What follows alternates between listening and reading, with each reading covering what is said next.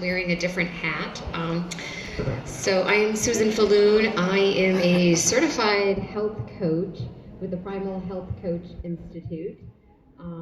And I won't get too much into the details of that. I do have some information over on a table if you want to look further into that. And I will hand out some brochures at the end of this session too. I'm also a certified life coach, so check me out on purposelifecoach.com or on Facebook. So I wanted to talk about keto because it's so hot right now. We all have either done it or know somebody who has done keto or the ketogenic diet. But there are many, many versions out there. There's a ton of information, and it can be extremely confusing to kind of navigate that information. So part of my Primal Health Coach training helps navigate that system and educate us on primal or paleo living, as well as keto, which they're all very, very similar. Keto now shows up more if you do a Google search. Keto has actually outnumbered paleo as far as the hottest diet trend going on today. So a couple of other facts about keto. So we all know it's low carb, so it restricts carb intake to 50 grams or less per day. And just to kind of put that into perspective, most Americans are getting a lot more carbs in their everyday diet to the tune of 300 or more grams a day. So that's a pretty significant change in your diet, something you probably aren't going to want to do overnight. It's a high-fat diet, so 60 to 70% of your daily calorie intake will come from fat under the ketogenic diet. That said, that doesn't mean you should be eating bacon for every meal and that's it. We want to keep it healthy, and there are many, many healthy sources of fat that are going to help you be successful. So your body becomes efficient at burning fat. That's what we all want to do, right? We want to be fat-burning beasts. And when we're consuming too many carbs, that gives us energy. But as you know, if you're consuming a lot of sugar during the day, you're going to have those sugar slumps. Then you get, we've all heard the term hangry. And that's what happens because once we burn through those carbs, we need more carbs to get our energy, and then we have that slump, and then we need more sugar to keep us going. So by transitioning into a more primal aligned eating style, and then eventually working your way to keto, if that is something, it's not necessarily for everyone, but working your way toward that, you're going to be burning fat rather than those carbs. You will still consume some carbs. This is not like, we're cutting out all of the carbs, but we're going to be eating more nutritious carbohydrates. And what also happens once your body gets into that ketogenic phase is that your liver produces ketones, and that's another extremely efficient source of energy, and that actually helps your brain. So that's going to help you get rid of some of that brain fog that you get from consuming too many carbohydrates during the day. We know lots of people who are doing keto, but then when we start looking at what they're eating, they're eating a fast food burger and they're just removing the bun. Okay, so technically that's keto if you're tracking your macros, which your macros are your carbohydrates, your protein, and your fat. But you're still getting a lot of unhealthy foods in your diet, so that is not the best way to go about doing keto. Some of the benefits of the ketogenic diet, I think we're all pretty familiar with the weight loss benefit, and that's why most people do it. And what usually prompts people to make changes in their diet are, they want to lose weight and they want to lose it fast. But there are many, many other benefits too. You stabilize that hunger. So one of the benefits, and we hear a lot about fasting these days and intermittent fasting. So once you transition your body to burning fat rather than sugar, it makes it a lot easier to fast. And we're not saying jump right into a fasting or intermittent fasting stage, but you know how you get that hangry feeling an hour before lunch and all of a sudden you gotta eat and you gotta eat now? You're not gonna have that feeling once you transition to a fat burner rather than a sugar burner. Reducing inflammation. As we know, inflammation causes pretty much all of the diseases that affect us. And so when our body is constantly inflamed, which it is if we're consuming too many carbohydrates, then that puts us at risk for a lot of diseases. I mentioned reducing the brain fog, increased energy. There's going to be a bit of a transition period that's known as people call it the keto flu. You will probably go through that phase as your body transitions from a sugar burner to a fat burner. But once you get past that, then you're going to be sharper. You're going to function better. I can attest to this. I wake up earlier. I'm definitely not a morning person, but I'm now waking up with the sun. And it's kind of a cool thing. I've always wanted to be a morning person. I just never have been. So eating a healthier diet is going to help you achieve that as well. You're not going to feel as sluggish. The list of diseases that the ketogenic diet has been associated with preventing and or treating is extensive. Cancer. I actually have a book here because I thought it was really interesting. It's called Keto for Cancer. And so those cancer cells feed off sugar. So if we're removing all of that sugar from our body, then we're not allowing those cancer cells to grow. And so we can actually, it's been effective in reducing tumors and helping to slow down the progression of certain cancers. It is backed up with scientific evidence. And so I do have a couple of medical books here if you want the names of those books and you want to read that scientific information for yourself. Not everyone is into reading all of those books. I'm a bit of a junkie when it comes to these health books, but that's why I'm a health coach and I can read through this information and decipher the bits and pieces that you might be interested in and talk more about those individual pieces. Diabetes. I mean, we're more than happy to throw a drug at something, but we're not really getting to the root of the problem. And reducing our sugar intake is a very effective way to help treat and prevent diabetes. Type 2 diabetes, we're seeing so much of that in the country these days, and so we can help manage that better through our diet. Kind of the gist of the primal lifestyle is that you can reprogram your genes. I mean, we're all born with certain things that we can't change. I'm never going to be any taller than 5'4". I wish there was something I could do about that.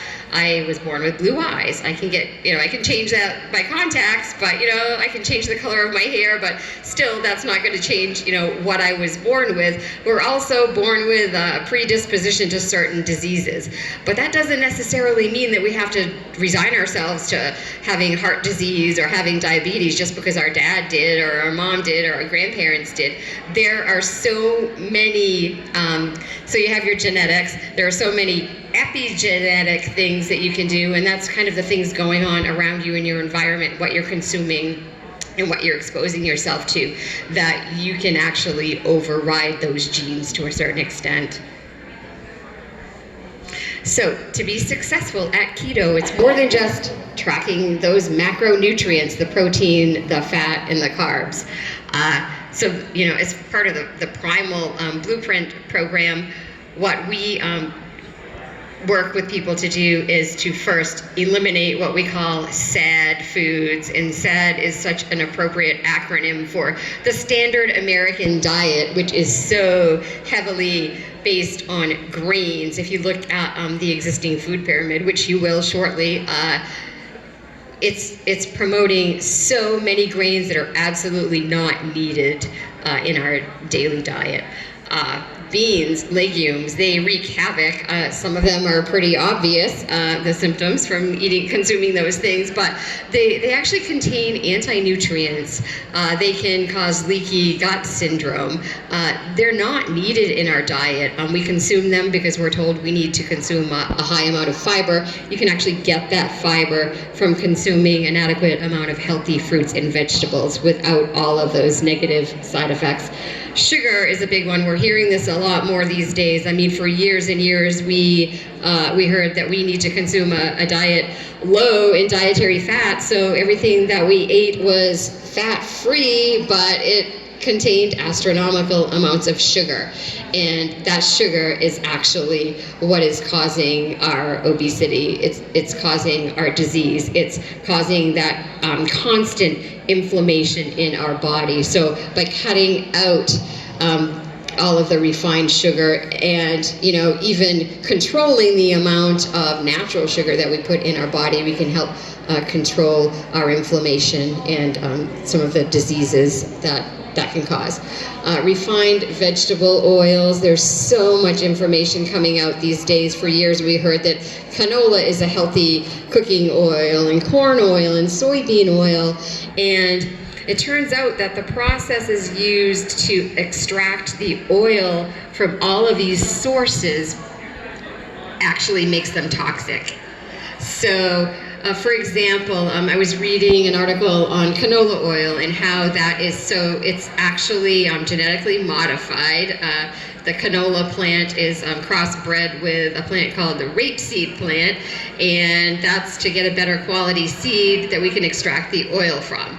And then those seeds are heated and the oil is pressed. And then they're heated another round and a chemical is added, and then we get more oil out of it. And then to get even more oil out of it, which is why it's so cheap, we add another chemical. So we're adding chemicals, it's genetically modified, and then we're frying our food in it. Everywhere you go, you get your French fries and your deep fried food fried in this toxic oil. And there is a doctor, her name is Dr. Kay Shanahan, and she likens consuming these oils to consuming radiation or to smoking a cigarette. And so most of us wouldn't consume radiation or smoke a cigarette, so we probably shouldn't be consuming these toxic oils. Avoiding toxins in general, not just food, but environmental and physical. So, there are so many things in your home. You probably heard about some of them with the essential oils presentation, but there are many toxins in our home environment, whether it's our drinking water or our beauty products or our cleaning products.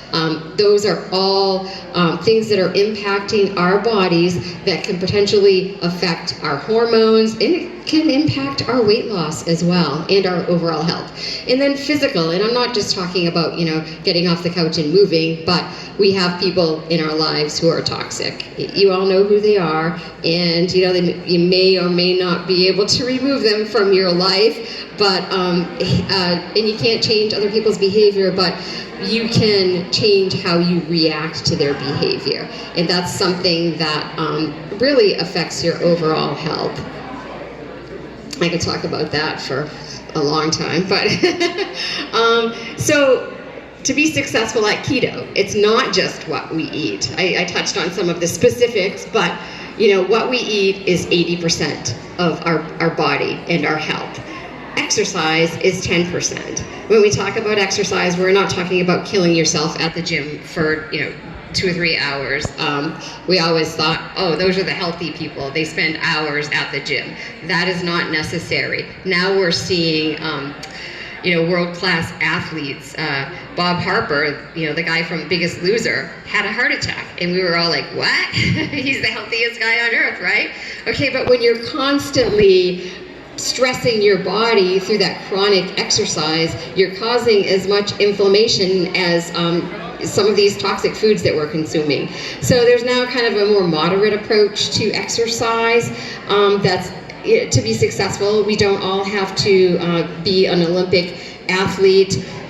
We want our exercise to help us be functional so that we can walk up 2 flights of stairs without getting winded. We can lift that suitcase into the overhead compartment without dropping it on somebody's head. Those are the things that we need to be able to do on a daily basis. But what we also want to be able to do is, if something happens in that we need to kick in that flight or fight mode, that we can run a little bit if we have to. But that doesn't mean that we have to run a marathon, every week. So we want to be able to keep our mobility in check. Exercise reduces stress. But, again, it's what we're putting into our bodies that is number one. Stress. If your stress level is high and you're trying to lose weight, guess what? You're probably not going to, unless you're one of those people who loses weight when they're stressed out. But that's not a healthy way to do it. You're causing inflammation. That excess cortisol in your body can wreak havoc. And so it's really something that we all need to get in check, whether it's your home environment, whether it's your work, whether it's your routine. There are so many things that we can do to relieve stress in our daily lives. We're going to have Melissa giving us a meditation session after this. And meditation is a great way to relieve stress in your body and in your life. And it doesn't have to be long. It doesn't even have to be formal. It can just be 5 minutes every morning to kind of center yourself and get yourself focused on the day, and starting out with some positive thoughts, or in the evening to wind down and kind of get over some of the negative things that may have happened during your day. And sleep. Another topic I could go on and on and on about. We need our sleep. We're a sleep deprived nation, and it is hurting us. Most car accidents happen because we're sleep deprived. It affects our mood. It affects our performance. We think we're really good at multitasking, and the one area of our day that we can cut down on is sleep, because we don't really need that. That's optional, and I'm here to tell you it's really not.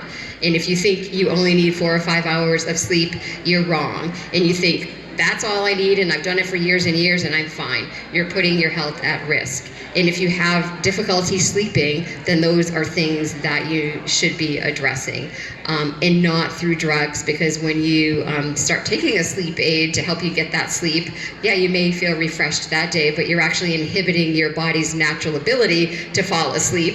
And it's kind of the same thing when you pop that Advil every night. You're inhibiting your body's natural ability to handle inflammation. We do that with every drug that we take. I'm not telling you all to stop taking your drugs. I just want to get that out there. However, making some of these changes can help reduce the need for those drugs. Certainly something that you should always talk to your doctor about before making any modifications in that area. But everything that we do with a pill that we aren't allowing our bodies to do naturally on their own.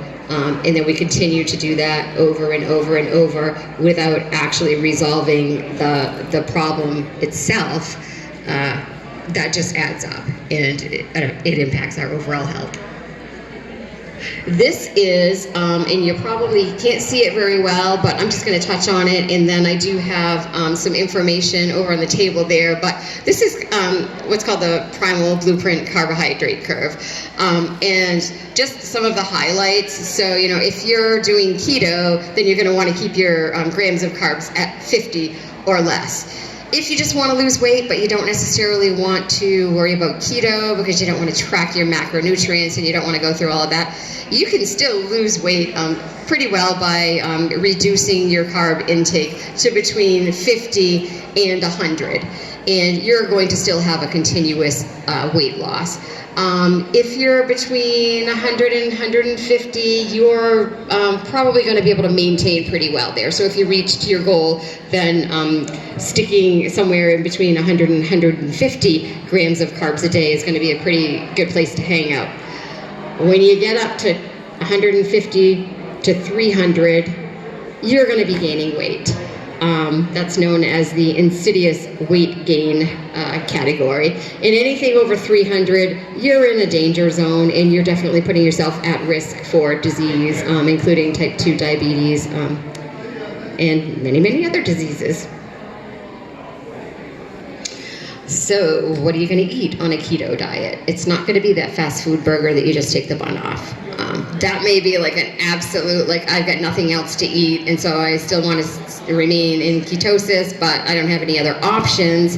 In that case, yeah, go ahead. But planning ahead is definitely the way to go. You're going to eat lots of fruits and vegetables. Local is the way to go. There are so many farmers markets going on right now. You want the non-genetically modified, the local, organic if you can get it, if you can afford it. Starches in moderation, and when I say starch, I'm not talking pasta, I'm talking potatoes, sweet potatoes, yams, very healthy quinoa. But you want to avoid, the refined sugar, the white flour, those sorts of things. Fish, meat, and poultry. Keto is not a high protein diet. It's an adequate protein diet. So you would be getting 20 to 25% of your dietary intake from protein. So 60 to 70% fat, 20 to 25% protein. It can, vary a little bit, and it's a really good idea to track your macros. And then your carbohydrates are going to be somewhere in the neighborhood of 10 to 15% and that's going to be mostly vegetables, limited fruit. You're going to want to go with local in-season fruits and vegetables. Spices and herbs, those are a great way to kind of add some flavor without adding, lots of carbohydrates. Read the labels though, because if you're getting a spice blend, a lot of times they add sugar, brown sugar, starches, genetically modified things. So fresh herbs are a really good idea, or organic herbs and spices are a great way to go. Condiments, limited. Read the bottle on your dressing. I never eat a salad in a restaurant with the dressing that they serve with it. I always ask for olive oil and vinegar on the side. And specifically olive oil, because sometimes they'll bring you canola oil, or you can just bring your own dressing, if you're going to go out to eat. I'm probably one of those really annoying patrons where I ask what kind of oil they cook the food, and can I have it gluten-free, and can I have it this free and that free, and without, but you know what? We're the customer, we're always right? And, we should be in charge of what we're putting in our bodies. Full-fat dairy in moderation, if your body can tolerate it. Many people can't tolerate dairy, but if you're going to, we've always been taught, I grew up on skim milk. Skim milk is the way to go. And it's really not. You want to get a really nutrient-dense version of dairy. Don't eat a lot of processed cheese. Another kind of misconception about going keto, I can eat all the bacon and cheese that I want. But if it's processed and it's not made from good, clean ingredients, so I go with a raw milk that I get at the Natural Living Center, and I buy that on occasion. It's going to be lower in carbohydrates. It's going to be healthier. It's from local cows. You want grass-fed cows. You don't want, I could go on for another hour about the benefits of eating grass-fed, local, and organic. But there are reasons for it, and it is expensive, but it's your health, and you are worth it. This is a different version of the food pyramid than we were probably used to seeing. We're probably more used to seeing this one, where we're looking at bread, cereal, rice, and pasta, 6 to 11 servings. Yikes. This is what the U.S. put out there. There's a great documentary on Amazon right now called Fat, a documentary about how the government pushed through approving this food pyramid, and it wasn't well thought out, it wasn't well researched, and it should probably change. This is what we call the Primal Blueprint food pyramid, and as you can see, the whole grain category is completely missing here, because you don't need those grains and you don't need those legumes. You need lots of vegetables and meat, fish, fowl, eggs, healthy fats. And, some moderation foods, fruit, we want to consume those in moderation, and high-fat dairy, maybe the occasional very dark chocolate. I eat 100% cacao dark chocolate, which is an acquired taste because it's very bitter and it has no sugar. And maybe a little bit of red wine with that, and that's kind of my snack in the evening. And then, your herbs and your spices and those sorts of things. Things like ketchup are very high in sugar, so I even buy the Primal Kitchen ketchup now that you can get in the grocery store for my son, because ketchup is his main course. So dirty keto, I touched on that a little bit. Let's talk about that. So it follows the same macronutrient breakdown. So it could put you in ketosis, but because you're also introducing a lot of toxic ingredients into your body, it can still wreak havoc on your hormones, and so it's not the best way to do it. And that includes, I guess I kind of already touched on some of this already, but the processed foods, a fast food burger with no bun, which they're still cooking it with the toxic oils, and it's not going to be grass-fed beef or local beef. It's going to be, who knows what is in that, probably some soy. Soy is another ingredient that can wreak havoc on our hormones.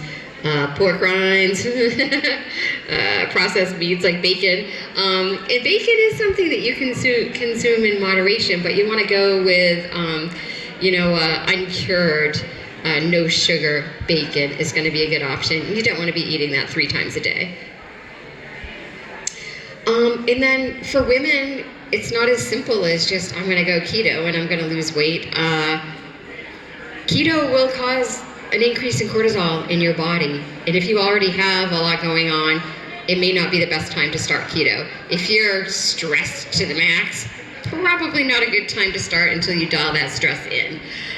If you have thyroid problems, and there's a great book out, I can give you the name of it. Well, it's called Hangry, so how can you forget that? And it actually talks a lot about, so Sarah Fragoso, there's another author too, actually met her when I went to a paleo conference, and she did a great job writing this book. And it talks about how, so it's not always a good option for everybody to go keto. So jumping on that bandwagon without maybe checking with your doctor and getting some baseline numbers and checking your thyroid and those sorts of things. It's a lot of work to do keto the right way, but that's really something that you should do. And then, tracking your macros, your ketones. There are a couple of ways that people track ketones. There's a urine test, and then there's a breath test. The breath test is more effective because if you're tracking it through your urine, but you're actually efficient at burning ketones, then you shouldn't be releasing any ketones in your urine. So you wouldn't actually know if you were in ketosis, if you were in, full-blown ketosis, because that's not going to reflect in your urine. So that's probably going to be a waste of money if you want an accurate count. And then as I mentioned, those nutrient-dense versus dirty keto foods will affect your weight loss. Not everyone's going to lose weight on a keto diet, and you kind of need to maybe adjust the numbers, adjust your fat intake, again, that stress, that sleep, all of those things, until you get to a point when you're actually burning fat effectively and consistently losing weight. And that is all of my formal presentation. I'm happy to take any questions. And I also have, so like I said, I am a certified health coach. What is a health coach? It's kind of an up and coming field, and we don't hear about it a lot around here, but it is, it's becoming more and more prevalent because, we have this vast sea of information.